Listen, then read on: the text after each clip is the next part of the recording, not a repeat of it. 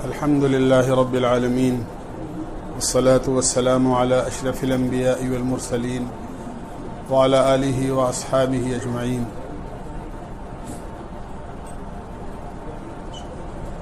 دوست بزرگوں،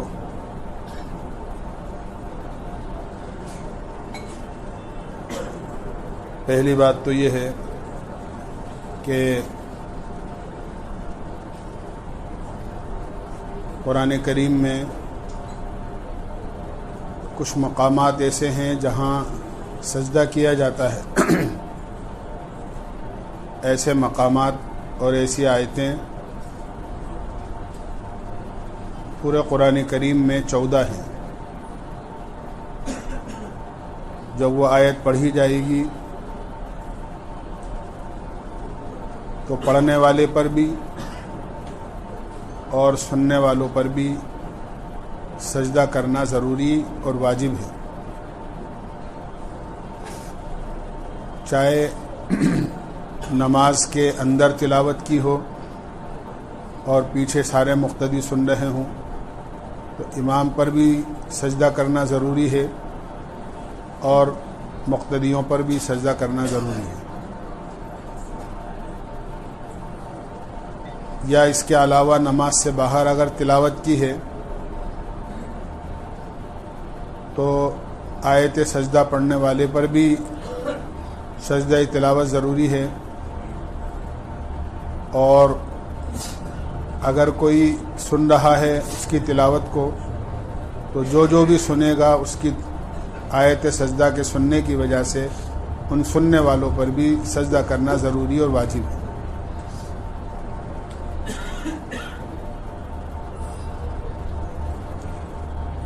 سجدہ کرنے کا طریقہ یہ ہے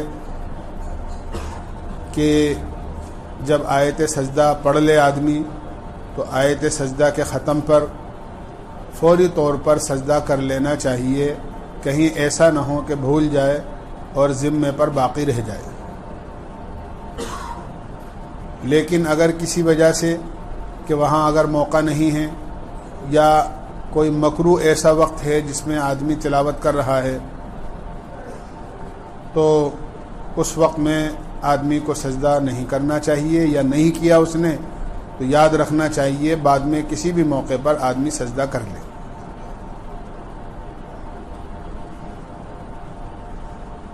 سجدے کے لیے وہ تمام شرائط ہیں جو نماز کے شرائط ہوتے ہیں، جیسے کپڑوں کا پاک ہونا ہے، بدن کا پاک ہونا ہے، جگہ کا پاک ہونا ہے، سطر کا چھپا ہوا ہونا ہے. یہ سب شرائط ہیں نماز کے. یہی شرائط سجدہ تلاوت کے بھی ہیں. جب سجدہ کرنے کا آدمی ارادہ کرے تو بہتر اور صحیح طریقہ اس کا یہ ہے کہ آدمی کھڑے ہو کر قبلہ رخ ہو کر اللہ اکبر کہتے ہوئے سجدے میں چلا جائے اور 3 مرتبہ 5 مرتبہ 7 مرتبہ جس طرح سجدے کے اندر نماز میں سبحان ربی الاعلیٰ پڑھا جاتا ہے اس طرح پڑھ کے اللہ اکبر کہہ کے اٹھ جائے. بس نہ شروع میں نیت باندھی جاتی ہے اور نہ سجدہ کرنے کے بعد سلام پھیرا جاتا ہے. جو لوگ ایسا سمجھتے ہیں وہ غلط طریقہ ہے. ایسا نہیں ہے. بس اللہ اکبر کہہ کر کھڑے ہو کر سجدہ میں چلے جائے آدمی اور سجدے سے اٹھ کر کھڑا ہو جائے یا بیٹھ جائے. بیٹھ کر بھی سجدہ کیا جا سکتا ہے کہ آدمی جس طرح قاعدے میں بیٹھتا ہے اور قاعدے میں بیٹھ کر اللہ اکبر کہہ کر سجدے میں چلا جائے اور سجدے سے اٹھ کر آدمی اللہ اکبر کہہ کر کھڑا ہو جائے یا بیٹھ جائے. جو لوگ یا مستورات سجدہ کی آیت پڑھنے کے بعد قرآن پر ہی سجدہ کر لیتی ہیں یا کر لیتے ہیں جو لوگ، یہ غلط طریقہ ہے. ایسا نہیں کرنا چاہیے. اس طرح سجدہ ادا نہیں ہوتا کہ انہوں نے اپنا سر قرآن پاک پر رکھ دیا یا کوئی تکیہ وغیرہ رکھا ہوا ہے اس پر سجدہ کر لیا اور سر رکھ دیا اور سمجھ لیا کہ ہمارا سجدہ ادا ہو گیا. ایسا نہیں ہوتا. جس طرح نماز کا سجدہ کیا جاتا ہے اسی طرح آیت سجدہ تلاوت کرنے پر بھی سجدہ آدمی کو کرنا چاہیے. اگر ایک ہی جگہ بیٹھ کر ایک ہی آیت کو کئی مرتبہ پڑھا ہے تو آدمی پر ایک ہی سجدہ واجب ہے. اگر 2-4 مرتبہ وہ آیت پڑھی ہے دہرا کر یاد کرنے کے لیے تو ایسا نہیں ہے کہ اس کے اوپر ہر مرتبہ الگ الگ ضروری ہوگا، بلکہ سب کی طرف سے ایک ہی مرتبہ سجدہ کر لے گا تو سب کی طرف سے ادا ہو جائے گا۔ یہ سجدے سے متعلق موٹی موٹی باتیں ہیں جس کا ہر مسلمان کو یاد رکھنا ضروری ہے۔ البتہ اس میں اتنی بات ہے کہ سورج نکلتے وقت قرآن اگر پڑھ رہا ہے آدمی، جیسے صبح طلوع آفتاب کا وقت ہے جس وقت نماز نہیں پڑھی جاتی ہے، 15-20 منٹ جو وقت ہوتا ہے، اس وقت میں قرآن پڑھنا تو منع نہیں ہے، لیکن اگر اس وقت میں آیت سجدہ آ گئی تو سجدہ کرنا منع ہے۔ جب سورج نکلنے کے بعد 20 منٹ کا وقت جو مکروہ ہوتا ہے گزر جائے، اس کے بعد پھر آدمی کو سجدہ کرنا چاہیے۔ اسی طرح زوال کا جو وقت ہوتا ہے، بالکل عین دوپہری کا وقت، سورج بالکل سر پر ہوتا ہے آسمان پر، ایسے وقت میں اگر تلاوت کر رہا ہے اور آیت سجدہ پڑھی ہے تو اس وقت بھی نہیں کرنا چاہیے۔ اسی طرح سورج کے غروب ہونے کے موقع پر اگر آدمی نے آیت سجدہ تلاوت کی ہے تو اس وقت بھی نہیں کرنا چاہیے، بلکہ مغرب کے بعد آدمی سجدہ کرے۔ عصر کی نماز کے بعد اگر آدمی نے قرآن پاک کی تلاوت کی ہے اور آیت سجدہ آ گئی ہے تو عصر کی نماز کے بعد میں سجدہ کیا جا سکتا ہے۔ عصر کے بعد نفل نماز تو نہیں پڑھی جا سکتی، لیکن اگر سجدے کی آیت پڑھی ہے تو آیت سجدہ پڑھنے کی وجہ سے تلاوت کا سجدہ کیا جا سکتا ہے۔ اسی طرح فجر کی نماز سے پہلے، سنتوں سے پہلے ہو یا سنتوں کے بعد میں ہو، آدمی نے قرآن پڑھا ہے تو اس وقت بھی سجدہ تلاوت کر سکتے ہیں۔ فجر کی نماز آدمی پڑھ چکا ہے لیکن ابھی سورج نہیں نکلا ہے، اور اس وقت میں اگر آدمی نے تلاوت کی ہے اور آیت سجدہ پڑھی ہے تو سورج نکلنے سے پہلے بھی آدمی سجدہ کر سکتا ہے، لیکن اگر سورج نکل جائے تو پھر اس وقت میں نہیں کرنا چاہیے، بلکہ 20 منٹ انتظار کرنے کے بعد پھر کرنا چاہیے۔ یہ باتیں ہیں سجدے سے متعلق جو یاد رکھنی چاہیے۔ دوسری چیز یہ ہے کہ میں نے کل 3 چیزیں آپ سے عرض کی تھی۔ قرآن کریم کی وہ ایک ہی آیت میں سب کچھ بیان کیا گیا ہے، وضو، غسل اور تیمم۔ تیمم سے متعلق بہت ساری چیزیں بیان کر دی تھی۔ ایک چیز رہ گئی تھی کہ تیمم کا طریقہ کیا ہے۔ بعض لوگ بڑی بڑی عمر ہونے کے باوجود بھی تیمم کا طریقہ نہیں سمجھتے ہیں۔ قرآن کریم نے جو تیمم کا طریقہ بتایا ہے وہ صرف اتنا بتایا ہے کہ آدمی پاکی حاصل کرنے کی نیت کے ساتھ میں، کہ وضو کے لیے، غسل کے لیے یا پاکی حاصل کرنے کی نیت کرنا ضروری ہے۔ اس میں اگر پاکی حاصل کرنے کی نیت نہیں کرے گا تو آدمی کا تیمم نہیں ہوگا، نیت اس میں فرض ہے۔ نیت کرنے کے بعد میں ایک مرتبہ جس چیز سے بھی تیمم کر رہا ہے، پتھر ہے، اینٹ ہے، مٹی ہے، اس کے اوپر اپنا ہاتھ رکھے اور اس کے بعد ایک مرتبہ اپنے چہرے پر اس طرح پھیر لے، جس طرح پورے چہرے پر پانی پہنچنا ضروری ہے، اس طرح پورے چہرے پر ایک کان کی لو سے دوسرے کان کی لو تک، پیشانی کے بالوں سے تھوڑی کے نیچے تک آدمی کا ہاتھ پھر جائے، کوئی جگہ ایسی نہ رہے جہاں ہاتھ پھرنے سے رہ جائے۔ جس طرح پانی پہنچنا ضروری ہے اس طرح ہاتھ کا پھرنا ضروری ہے۔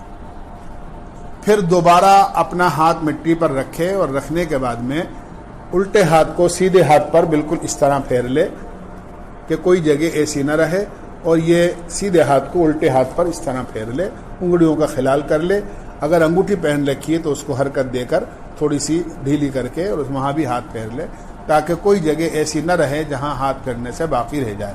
بس چاہے غسل کے لیے تیمم کرے تو بھی صرف اتنا ہے، اور وضو کے لیے تیمم کرے تو بھی اتنا ہے۔ بعض لوگ یہ سمجھتے ہیں کہ اس میں وضو کی طرح مسح کرنا بھی ہے اور پیروں پر بھی ہاتھ پھیرنا ضروری ہے، ایسا نہیں ہے۔ یاد رکھنا چاہیے بس تیمم میں 3 چیزیں ہیں، ایک تو پاکی حاصل کرنے کی نیت کرنا، اور ایک مرتبہ اپنا ہاتھ جس چیز سے بھی تیمم کر رہا ہے اس پہ رکھ کے چہرے پر پھیرنا، اور دوبارہ پھر اپنا ہاتھ مٹی پر یا اینٹ پر پتھر پر رکھ کر الٹا ہاتھ پہلے سیدھے ہاتھ پر اور پھر سیدھا ہاتھ الٹے ہاتھ پر اس طرح آدمی پھیر لے۔ بس یہ تیمم ہو گیا، نہ اس میں سر کا مسح ہے اور نہ پیروں پر ہاتھ پھیرنا ہے۔ جب تک آدمی تیمم کر کے نماز پڑھ سکتا ہے، جب تک آدمی کو اگر پانی نہ ملنے کی وجہ سے تیمم کیا ہے تو پانی مل جائے تو خود بخود آدمی کا تیمم ختم ہو جائے گا، کیونکہ پانی نہیں ملنے کی وجہ سے کیا تھا تو اب پانی مل گیا، اب اس کو وضو کرنا چاہیے اور وضو کر کے پھر آدمی کو آگے اپنی عبادت کرنی چاہیے۔ اور اگر آدمی نے بیماری کی وجہ سے، کسی مجبوری اور عذر کی وجہ سے آدمی نے ایسے کہ پانی تو موجود ہے لیکن استعمال نہیں کر سکتا، اس کو منع ہے استعمال کرنا، تو جب تک اس کی بیماری باقی رہے گی اور پانی اس کو نقصان دے گا اس وقت تک تیمم کر کے نماز پڑھتا رہے۔ جب پانی کی اس کو اجازت ہو جائے یا پانی اس کو نقصان نہ دے اس وقت پھر تیمم کر کے نماز نہیں پڑھ سکتا۔ اس آدمی کو وضو کر کر ہی نماز پڑھنا چاہیے۔ یہ بدن کی پاکی کہلاتی ہے۔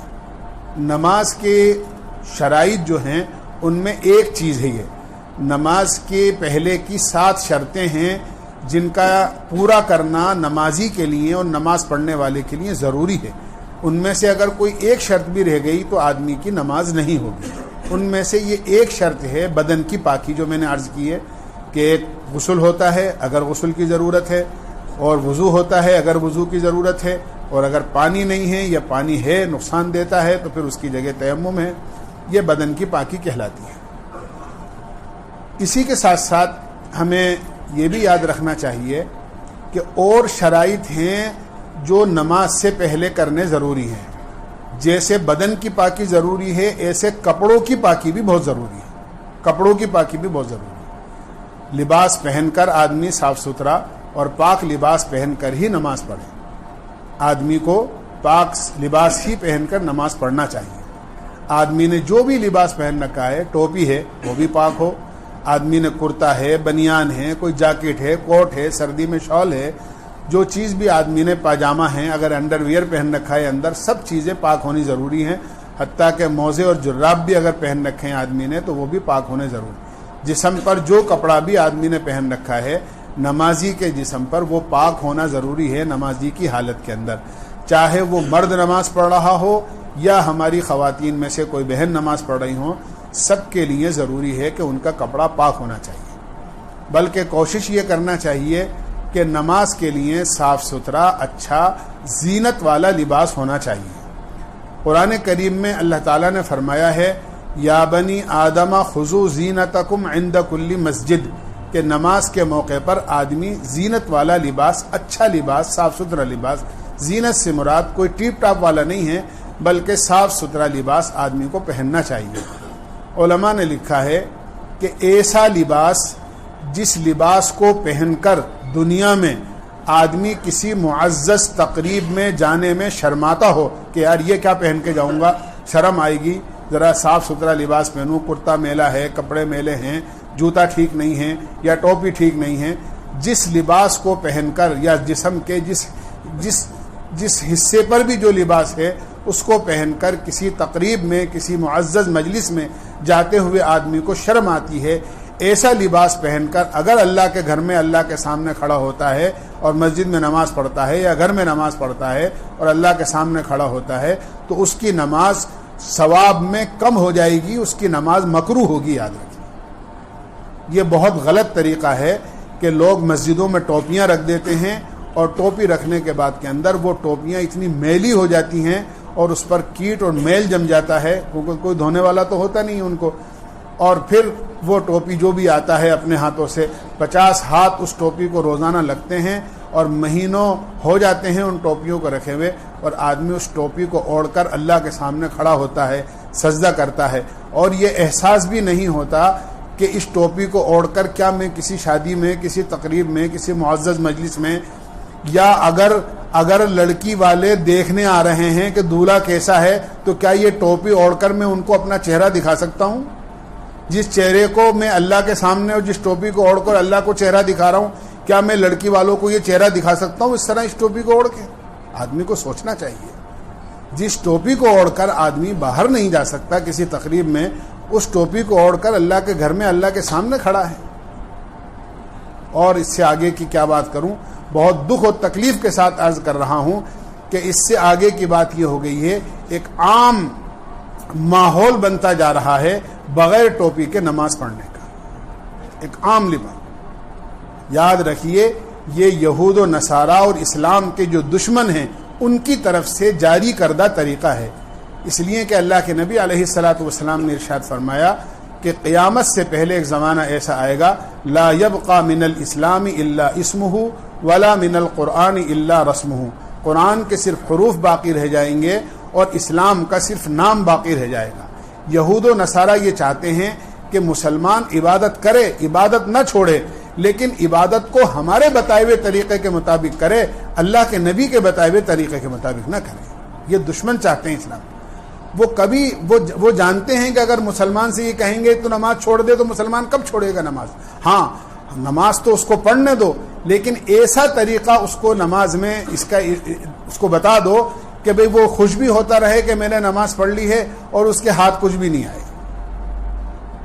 اللہ کے نبی علیہ الصلاۃ والسلام جن کی محبت کا ہم سب دم بھرتے ہیں، آپ کا تو یہ معمول تھا کہ آپ بیت الخلا بھی کبھی ننگے سر تشریف لے کے نہیں گئے۔ بیت الخلا بھی آپ ننگے سر تشریف نہیں لے کے گئے۔ ہم نماز ننگے سر پڑھتے ہیں۔ آدمی سب چیزیں اپنے پاس رکھتا ہے، بس ایک ٹوپی اپنے پاس نہیں رکھتا ہے۔ اگر آپ کو ننگے سر پھرنے ہی کا بازار میں شوق ہے تو آپ پھر یہ آپ کی مرضی ہے، کم سے کم کوئی ٹوپی ایسی اپنی جیب میں رکھیے کہ اس ٹوپی کو اوڑھ کر آپ مسجد میں آ کر یا جہاں نماز پڑھنے کا موقع ہو، آپ اس ٹوپی کو اوڑھ کر کم سے کم نماز تو پڑھ سکیں، اللہ کے سامنے کھڑے ہو سکیں۔ یہ تو نماز کا تاج ہے اور آپ اسی کو اتار کر آپ نماز پڑھتے ہیں۔ اس لیے اس کا ہمیں بہت زیادہ دھیان رکھنا چاہیے۔ دوسری چیز یہ میں نے عرض کیا ہے کہ صاف ستھرا پاک لباس آدمی کو نماز کے موقع پر، یہ بھی شرط ہے نماز کی۔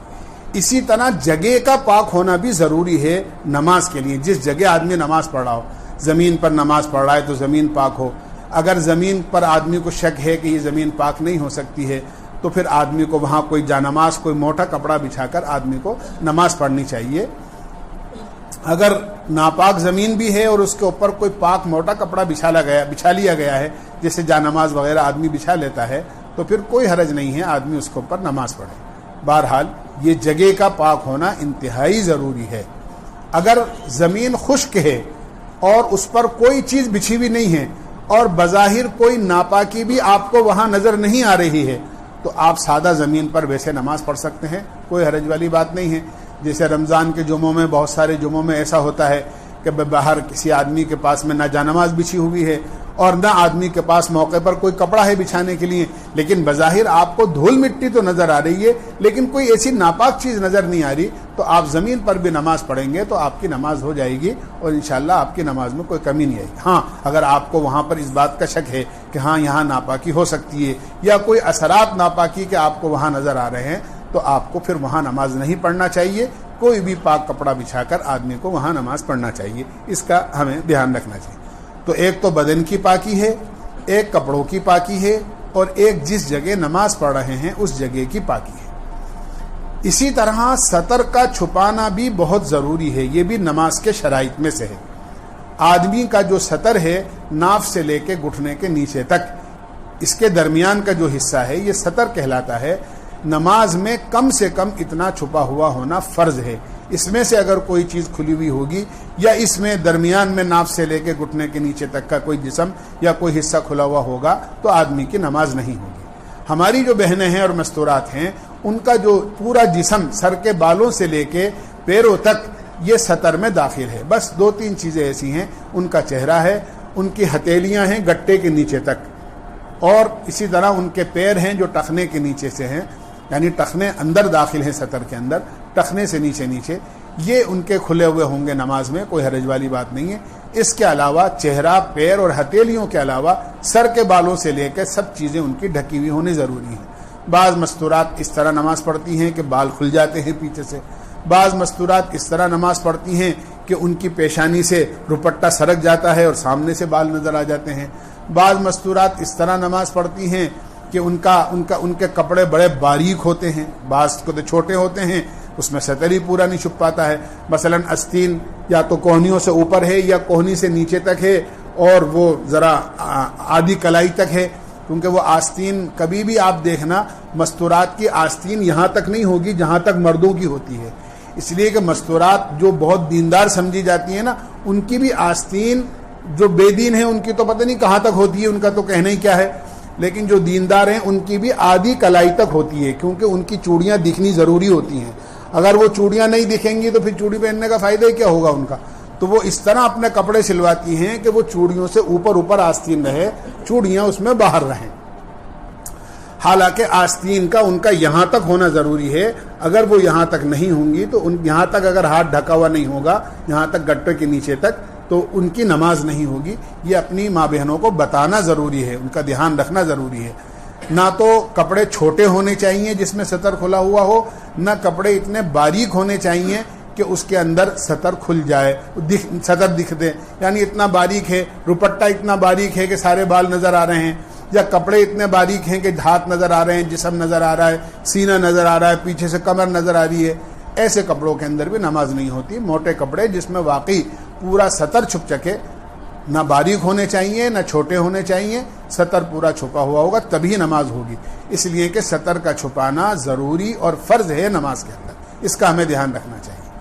اسی طرح ایک بات کا اور دھیان رکھنا چاہیے, ہمارے بہت سارے بھائی ایسے ہیں جن کی پتلون کا جو حصہ ہوتا ہے جہاں وہ باندھتے ہیں بیلٹ وغیرہ, وہ اتنی چھوٹی ہوتی ہے کہ میں کیا عرض کروں آپ سے, کہ جب وہ سجدے میں جاتے ہیں یا رکوع میں جاتے ہیں تو ان کی پتلون نیچے سرک جاتی ہے, پیچھے نمازیوں کو ان کا پورا سطر نظر آتا ہے اور عجیب بےہودگی اور بے ادبی سی نظر آتی ہے. بنیان ان کا چھوٹا ہوتا ہے کہ وہ اوپر چلا جاتا ہے رکوع میں جانے میں, اور پتلون اتنی چھوٹی ہوتی ہے کہ وہ نیچے آ جاتی ہے. اور بڑی مسجد کے اندر ایک عجیب سا بے ادبی اور بےہودگی کا ایک منظر ہوتا ہے. ایسا ہرگز نہیں کرنا چاہیے. آپ اگر پتلونی پہنتے ہیں تو ذرا ایسی سلوائیے جو نیچے نہ سرکے, یا کم سے کم اوپر کا کپڑا آپ کا اتنا بڑا ہونا چاہیے تاکہ اگر وہ کوئی مسئلہ ایسا ہو تو آپ کا پورا جسم ڈھکا رہے اور وہ کھلے نہیں, کیونکہ وہ سطر کھل جاتا ہے اور نماز ہو جاتی ہے. ہاں, بعض لوگ یہ سمجھتے ہیں بیچارے غلط فہمی کی وجہ سے کہ بھئی اگر کسی دوسرے کے سطر پر نظر ہماری پڑ گئی تو ہماری تو نماز ہی ٹوٹ جائے گی یا ہمارا تو وضو ہی ٹوٹ جائے گا. ایسا نہیں ہے. جس کا سطر کھلے گا نماز اس کی نہیں ہوگی. اگر آپ کی نماز میں یا نماز سے باہر اپنے سطر پر نظر پڑی ہے یا کسی دوسرے کے سطر پر نظر پڑی ہے, یاد رکھیے نہ آپ کے وضو پہ کوئی فرق آئے گا نہ آپ کی نماز میں کوئی فرق آئے گا. آپ کی نماز میں کوئی فرق نہیں آئے گا. ہاں, جس کا سطر کھلا ہے اس کی نماز, اس آدمی کو اپنی نماز کی فکر کرنی چاہیے. تو یہ ایک چیز اور ہے, کپڑوں کا پاک ہونا, جسم کا پاک ہونا, جگہ کا پاک ہونا, سطر کا چھپانا یہ ضروری. اسی طرح قبلے کی طرف رخ کرنا بھی ضروری ہے کہ نماز پڑھنے والے کے لیے قبلے کا رخ ہونا بہت ضروری ہے. آدمی مسجد میں تو پڑھتا ہی ہے قبلہ رخ ہو کر. آج کل موبائل کے اندر دوسرے آلات کے ذریعے سے آدمی جہاں بھی ہوتا ہے آدمی کو معلوم ہو جاتا ہے کہ بھئی قبلہ رخ کدھر ہے. آدمی کو وہاں اس رخ پر اپنا دیکھ کر اور نماز پڑھ لینا چاہیے. چلتی بس کے اندر آدمی کو اس طرح نماز نہیں پڑھنی چاہیے, اس لیے کہ بس تو اپنے رخ پر چلتی ہے اور ضروری نہیں ہے کہ وہ قبلہ رخ چل رہی ہو. اس لیے آدمی کو قبلہ رخ ہو کر کیونکہ بس میں نماز پڑھنے میں بہت سارے شرائط, کھڑا ہونا چاہیے نماز میں, وہ کھڑا نہیں ہو سکتا آدمی. رکوع سجدے ڈھنگ سے کرنا چاہیے, وہ نہیں کر سکتا آدمی بس کے اندر. قبلہ رخ ہونا چاہیے, وہ قبلہ رخ نہیں ہو سکتا وہاں پر. کبھی وضو نہیں ہے تو آدمی کو پانی نہیں ملتا وہاں پر, اور تیمم بھی نہیں کر سکتا اس لیے کہ آس پاس ساری چیزیں ایسی ہوتی ہیں جس سے تیمم ہی نہیں ہو سکتا ہے. تو بس میں اس طرح نماز نہیں ہوتی. اس کا دھیان رکھنا چاہیے. آدمی کو سفر اس طرح کرنا چاہیے تاکہ آدمی کو دھیان رہے, یا تو نماز پڑھ کر بیٹھوں یا پھر وقت باقی رہے تاکہ میں وہاں پہنچ جاؤں اور وہاں پہنچ کر میری نماز بھی قضا نہ ہو اور نماز میں پڑھ لوں. یا راستے میں کوئی جگہ ایسی ہو جہاں بس رکے گی اور نماز کا وقت بھی رہے گا, وہاں پر میں نیچے اتر کر کسی ہوٹل پر, کہیں کوئی ریسٹورینٹ پر, کہیں وہاں جا کر نماز پڑھ لوں. اس طرح آدمی کو دھیان سے سفر کرنا چاہیے. بہرحال قبلہ رخ ہونا یہ انتہائی ضروری ہے. بعض مرتبہ آدمی بیمار ہو جاتا ہے. ایک آدمی ایسا بیمار ہے, بیماری کی وجہ سے ہاسپٹل میں بھرتی ہے یا گھر کے اندر ہی ہے, تو یہ کوشش کرنا چاہیے کہ بیمار کے لیے یہ اجازت ہے. جس طرح میں نے عرض کیا کہ وہ وضو نہیں کر سکتا تو تیمم کر کے نماز پڑھ لے. تیمم کر کے بھی نماز پڑھ رہا ہے تو اگر کھڑا نہیں ہو سکتا تو بیٹھ کر پڑھ لے, بیٹھ کے نہیں پڑھ سکتا تو لیٹے لیٹے اشارے سے پڑھ لے. یہ سب بیمار آدمی کے لیے اجازت ہے اس طرح کرنے کی. تو اور شرائط جس طرح پورے ہونے چاہیے اس کے, قبلہ رخ بھی ہونا چاہیے. قبلہ رخ ہونے کی ایک شکل تو یہ ہے کہ اس کا پلنگ اس طرح بچھا دیا جائے کہ پیر قبلے کی طرف ہوں اور سر ادھر مشرق کی طرف ہو, اور ذرا سا پیچھے تکیہ ایسے لگا دیا جائے تاکہ اس کا چہرہ قبلے کی طرف ہو جائے. چاہے پیر پھیلے ہوئے ہوں, اس کے کوئی حرج والی بات نہیں ہے, اس کا چہرہ قبلے کی طرف ہو جائے گا اور وہ اپنی نماز اس طرح لیٹے لیٹے اشارے سے پڑھ لے. اگر پلنگ اس کا ایسا نہیں ہے تو اگر کروٹ دلانے کے اندر اس کو کوئی حرج نہیں ہے اور دلانے والا بھی موجود ہے، گھر والے موجود ہیں، یا اسپتال میں کوئی تیماردار موجود ہے اور دائیں یا بائیں اس کی کروٹ دلا کر اس کا رخ قبلے کی طرف ہو سکتا ہے، تو بیمار آدمی کا رخ قبلے کی طرف کر دینا چاہیے تاکہ وہ اشارے سے قبلہ رخ ہو کر نماز پڑھ لے۔ لیکن اگر یہ کوئی بھی شکل ممکن نہ ہو، نہ اس کے پیر ادھر ہو سکتے ہوں اور سر اونچا ہو سکتا ہو، نہ دائیں بائیں کروٹ لے کر قبلے کی طرف رخ کر سکتا ہو، لیکن اگر اس کو نماز پڑھنی ہے اور پڑھنا بھی چاہیے، آدمی کو نماز نہیں چھوڑنا چاہیے، قضا نہیں کرنی چاہیے، تو پھر فَأَيْنَمَا تُوَلُّوا فَثَمَّ وَجْهُ اللَّهِ، قرآن کریم میں اللہ نے فرمایا ہے تم جس طرف بھی رخ کرو گے ادھر اللہ ہی ہے۔ تو بیمار اور ایسے آدمی کے لیے جو مجبور آدمی ہیں، پھر وہ جدھر بھی اس کا رخ ہو وہ رخ کر کے نماز پڑھ لے گا، اللہ اس کی نماز کو قبول کریں گے۔ لیکن جو صحت مند آدمی ہیں وہ چاہے سفر میں ہو یا اپنے مقام پر ہو، اس کو باقاعدہ تحقیق کرنا چاہیے۔ کوئی آلات آدمی کے پاس موبائل وغیرہ ایسے ہوں تو اس میں دیکھ لینا چاہیے، اگر نہیں موجود ہوں تو آس پاس کے لوگوں سے معلوم کرنا چاہیے۔ ہندوستان میں پچھم کی طرف قبلہ ہے کہ بھئی قبلہ کدھر ہے، اور معلوم کر کے آدمی کو اس طرف رخ کر کے نماز پڑھنا چاہیے۔ ایسا نہ ہو کہ آدمی کسی اور طرف رخ کر کے نماز پڑھ لے۔ ہاں یہ بات اپنی الگ ہے کہ آدمی نے پوری تحقیق کر لی اور پتہ یہ چلا کہ قبلہ ادھر ہے اور آدمی نے ادھر رک کر کے نماز پڑھ لی، نماز پڑھنے کے بعد معلوم ہوا کہ اوہو قبلہ تو ادھر تھا، کسی نے غلط بتا دیا، میں نے غلط رخ پر نماز پڑھ لی، تو اب لوٹانے کی ضرورت نہیں ہے، آپ کی نماز ہوگی۔ لیکن نماز پڑھنے سے پہلے پوری تحقیق کے ساتھ کر کے آدمی کو نماز پڑھنا چاہیے، کیونکہ اس آدمی نے اگر غلط رخ پر بھی نماز پڑھی ہے تو اس یقین کے ساتھ پڑھی ہے کہ میرا رخ صحیح ہے، اس لیے کہ اس نے معلوم کر لیا تھا۔ اگرچہ اس کا رخ غلط تھا، بعد میں اگر معلوم بھی ہو تو نماز نہیں لوٹانا چاہیے، اس کی نماز ہو جائے گی۔ یہ چند باتیں میں نے عرض کی ہیں، باقی انشاءاللہ آگے تھوڑی عرض کرتا رہوں گا۔ اللہ ہمیں عمل کی توفیق نصیب فرمائے۔ سبحان اللہ بحمدہ، سبحانک اللہم وبحمدک، ونشہد ان لا الہ الا انت نستغفرک۔